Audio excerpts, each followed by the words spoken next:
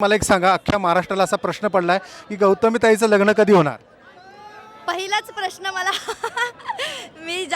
प्रत्येकाला हा प्रश्न पडलाय, पण प्लीज माझ्या लग्नाची गडबड करू नका. अजून माझ्या लग्नाला वेळ आहे. ज्यावेळेस मी करेल त्यावेळेस नक्की तुम्हाला सांगणार आहे. आणि आज मी इथं आले तर आज खूप छान वाटलं ह्या साईडला येऊन. आणि जास्ती करून मला आनंद कुठला वाटला की महिला वर्ग शेवटपर्यंत थांबलेत. म्हणजे आता एवढी थंडी चालू आहे तरी पण महिला वर्ग हल्ले नाहीत लास्टपर्यंत. मला त्याचं खूप छान वाटलं आणि बाकीचं आम्ही खूप एन्जॉय केलं. मला महाराष्ट्रामध्ये अनेक वेळा ट्रोल केलं जातं, परंतु तुमच्याकडे प्रचंड संयम प्रत्येक वेळेला येतो. हा संयम येतो कुठून तुमच्याकडून?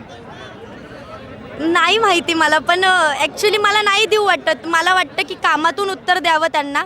आणि मी नेहमी म्हणत असते त्यांचं माझ्यावर खूप खूप प्रेम असेल म्हणून त्या गोष्टी होत असतील. पण मी कामातून उत्तर देते, मला एवढंच कळतं.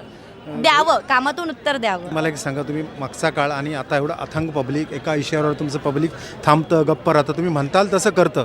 ह्यामागचं गुपित काय किंवा ह्यामागचं रहस्य काय सांगाल? हे लोकांचं प्रेम आहे भरभरून दिलेलं. मला आत्तापर्यंत म्हणजे आता मी फेमस व्हायला आणि आत्ता बराच टाईम निघून गेला आहे, पण तरीही माझ्यावरचं प्रेम हे कमी नाही झालं. हा म्हणजे माझा मी मोठेपणा नाही दाखवत, पण मला खरंच खूप छान वाटतं ह्या गोष्टी की अजूनही महिला वर्ग पण भरभरून प्रेम देत असतात आणि येतात, तर खूप छान वाटतं. मध्यंतरी अशा बऱ्याच चर्चा होत्या की तुम्ही बिग बॉसमध्ये जाणार म्हणून. सोशल मीडियावर त्याच्या वार्ता भरपूर गाजत होत्या. याबद्दल काय सांगाल? मी अगोदरही सांगितलं आहे, माझे काही कारणं आहेत म्हणून मी नाही जाऊ शकत. मला ऑफर आली पण मी नाही गेले. पण बिग बॉस बेस्ट आहे हे मी पण सांगितलं आहे. थँक्यू. कोकणात आल्यानंतर कसं वाटलं सांगा? एक नंबर. लास्टपर्यंत हल्ली नाही, पब्लिक फुल राडा केलाय म्हणून छान वाटतंय. थँक्यू. धन्यवाद.